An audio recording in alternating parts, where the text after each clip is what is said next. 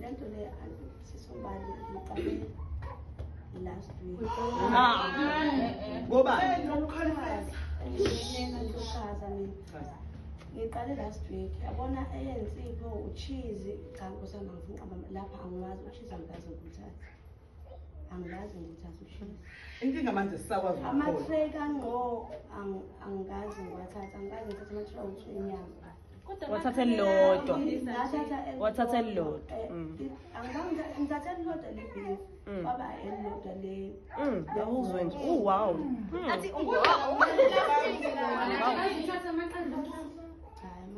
full chicken.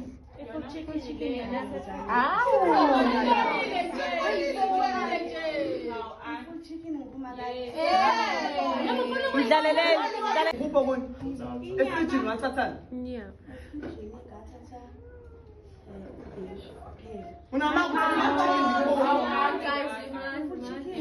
Nevoroso. Last week Hi guys, nasi story time sa-Ando Bentshontsha eRes. First of all, ngicela uku-addressa laba abamzwelayo abathi mhlawumbe khona isimo abhekana nasendlini uyahlupheka and what not. First of all, u-Ando uyasebenza, uyahola. Singama-students la endlini njengoba sihlala la and we are self-funded. Asino-NSFAS sonke njengoba sihlala la. U-Ando watshelwa efika la ukuthi makhona isimo abhekana naso akosho ukuze kube khona indlela asizakala ngayo. Futhi u-Andi lo obekhona security ekuqaleni before kufike yena naye wahanjiswa ukuthi ubentshontsha and watshelwa lokho so naye uzo-afford ukutshontsha. Ubewazi kahle futhi namakhamera. Alright, so lento yaqala kancane sisona nasodwa futhi la endlini sibhalana namagruphini yaqala nge-trailer ngqo. I complain. I think I'll attach the thing here, screenshot. Athi ulahlekelwe inyama yakhe. Obvious ayikho umuntu ozoyivuma leyo nto asazi lutho. Kodwa ke sisola thina la endlini, solana la endlini. Alokho ngena ama complaints egroupini. Umuntu nomuntu usho kwakhe. Lahlekelwe ukuthi efrijini, ama drink, ama juice, yini. Until Thange khona oyedwa wethu owabhala egroupini. Esho ukuthi ucela otshontshe ispice sakhe ekhabetheni lakhe because ubengazi asisebenzise. Ucela otshontshe ispice sakhe asibuyise. Hayi abantu baqale babhodle egroupini ukuthi hayi nami ngilahlela ukuthi inyama yami ngilahlela iforce. Ngilahlekelwe ukuthi. Kube ne commotion on that night kwakusebusuku and wayekhona because ungene night shift. Wayekhona u-Andi. Kube ne commotion nje la endlini ke sesibuzana sodwa ukuthi nje yini ubani lo ntshontshayo ubani lelisela and all of that. Hayi u-Andi kiwe kuyena ixoxa lento kuyena. Xoxa naye nje naye. Khombisa ukuzwelana nathi. She went as far as ukusola omunye wala endlini. Esitshela ukuthi simbuza phela nathi ukuthi akekho wena umuntu akambone la because she's a security uzele uzogada la. Akekho wena umuntu akambone mhlambe ebusuku enza funny business. Athi hayi usola usibanibani and I won't mention igama lakhe. Usola usibanibani. How? Okay.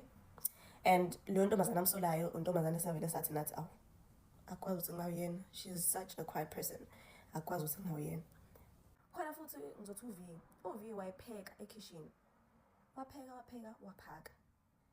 And then when she went to the kitchen for the second time, uyavula ibhodwe lakhe. Hayibo ukudla kwamidliwe. Abese yabhala futhi egroupini.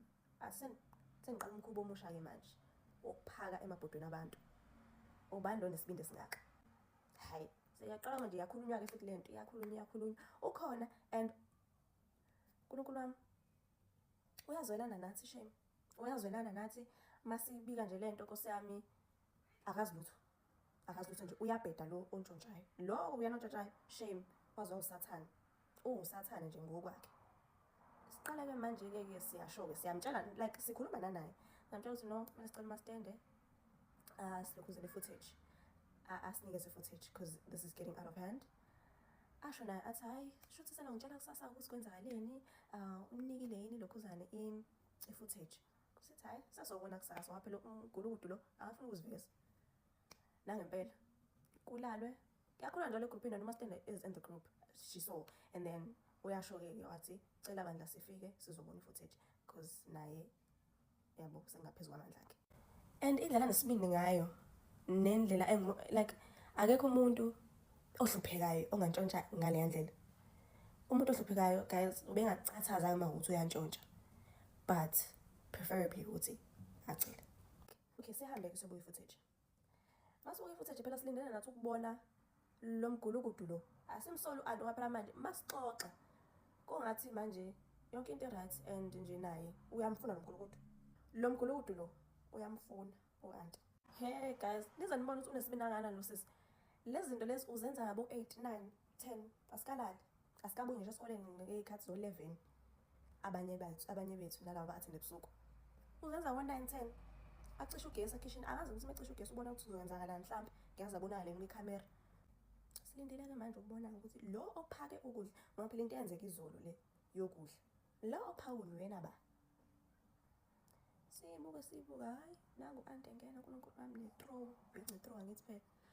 Nanga ngena ne-throw. Utholile ibhodo lomuntu kanje, ubambe ibhodo lethu uthulule. Where's the sense in that? Ucansi ngiyabona niyazo. Wandi labo ubephatha nje isikhaftini uNkulunkulu wami. Angazi noma ubephatha isikhaftini, uphethe isikhaftini esi-empty noma bekusuke kwenze njani kodwa phela sihlala simbone ephethe lunch bag enesikhaftini phakathi. Simbona futhi edla. Shuthi ube lunch la ekhaya. Isapha la ekhaya uanti. Ngoba phela bengaqali futhi sibonile kuma footage ukuthi ubengaqali ukuphaka ebhodweni lomuntu. She went ubeze adle ngespoon ebhodweni lomuntu akhe ngespoon afake emlomeni. Into enjani leyo? Qhubeke sisazovela omunye phela ke manje la ke ma reboost mhlawumbe ze omunye mhlawumbe wayonyiwa ngalolo langa. Siyabona uanti thathu yena vula ama fridge. Thathe ama slices ezinkwa, phatha ama fries. Uyazi ukuthi unesinkwa phambili. Phatha ama fries eqo crust. Keep isikwa somuntu efridge weqo crust.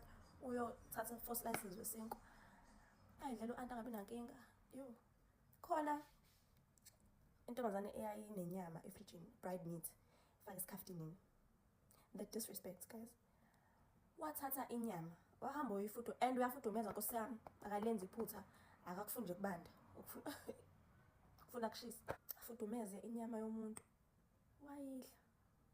And lezi zinto uzenza it's like broad daylight because phela thina silala late. Ayidla inyama yomuntu waphindisela isikhaftini efridgini. Isikhaftini wasiphindisela efridgini.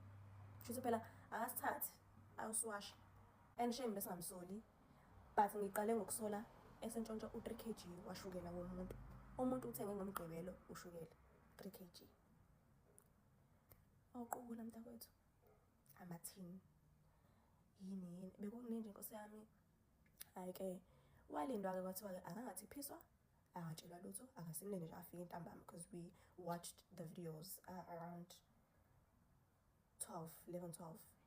Okay, so and afike she doesn't know anything. Thina kodwa sesiyazi. Fike kube khona meeting. She's called. Abizwe bahlaswe phansi. Thiwa ke ubani lo ongikhuba ukuthi antshontshe ingane. Athule. Ube nalo ithuba lokuthi asho ukuthi imina umuntu othathayo. Kwathiwa akekho ovumayo, akekho othi uyena asehleleke siyobuka footage. Yithi ke lawana sehla ke siyobuka footage. Sifike laphana I'm sorry usiyadabukisa laphana.